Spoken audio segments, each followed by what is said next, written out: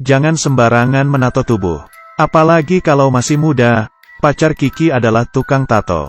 Hari ini, ia memilih gambar mawar. Jarum tato menari di atas kulit putihnya. Pacar Kiki, Lin menatapnya penuh cinta. Tiba-tiba, ia meletakkan jarum tato. Lalu mengambil cutter, dan mengiris jempolnya hingga berdarah. Lin menempelkan darahnya di mawar itu. Aku akan bersamamu selamanya.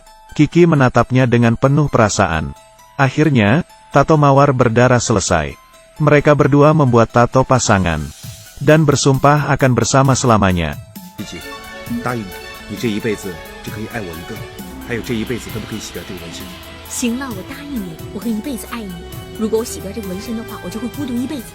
Dua sejoli di mabuk cinta ini bersumpah. Selamanya tidak akan menghapus tato itu. Lalu, Kiki memutuskan Lin karena ia miskin. Saat Lin datang mencarinya, Kiki malah menghinanya. Kata-kata Kiki yang pedas membuat Lin minder. Lin tidak bisa mengambil kembali hati Kiki. Malamnya ia naik ke atap gedung. Dan menelepon Kiki terakhir kalinya.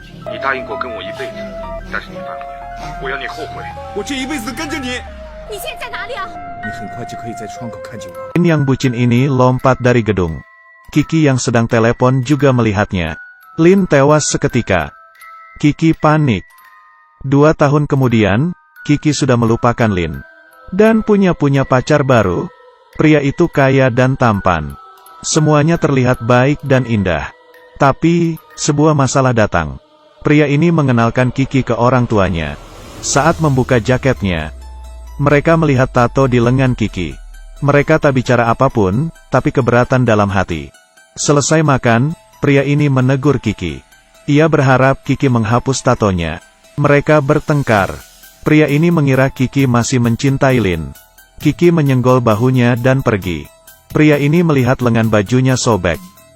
Malamnya, Kiki melihat tatonya. Ia ingin menghapusnya.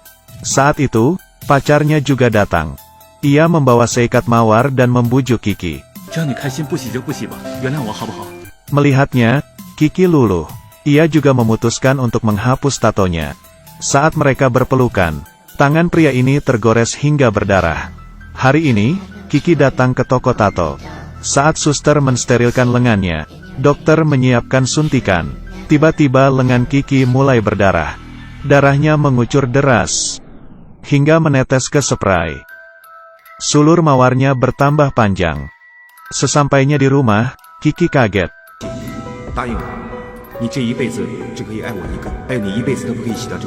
Kiki berteriak memohon supaya Lin memaafkannya.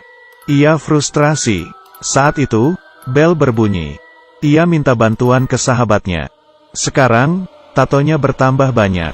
Dan masih terus tumbuh. Paman sahabatnya adalah orang pintar. Mereka memutuskan untuk ke sana. Sesampainya di rumah paman sahabat Kiki, mereka berdua ingin minta bantuan. Tapi paman itu sudah tahu siapa Kiki. Kiki kesakitan dan jatuh ke lantai. Lengannya mengucurkan banyak darah. Di rumah, Kiki berendam untuk menenangkan diri. Ia menggosok tatonya hingga kulitnya lecet. Tapi, tatonya tidak terhapus. Kiki telah memeriksakan diri ke 10 dokter. Malamnya, ada yang mengikuti Kiki pulang ke rumah. Ternyata, itu pacarnya. Kiki cemas karena tatonya bertambah banyak. Saat memeluk Kiki, dada pria itu tergores.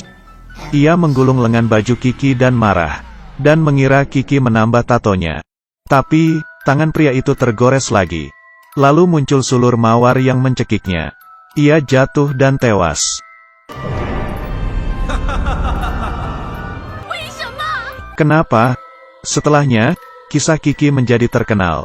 Tubuhnya kini dipenuhi tato sulur mawar. Dokter menggunakan teknologi tercanggih, tapi hasilnya nihil.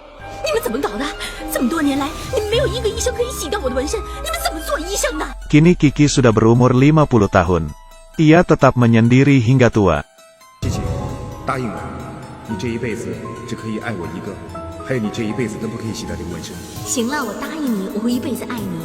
如果我洗掉这个纹身的话，我就会孤独一辈子。Pesan dari cerita ini adalah, kata-katamu harus bisa dipegang dan janji tidak boleh diingkari.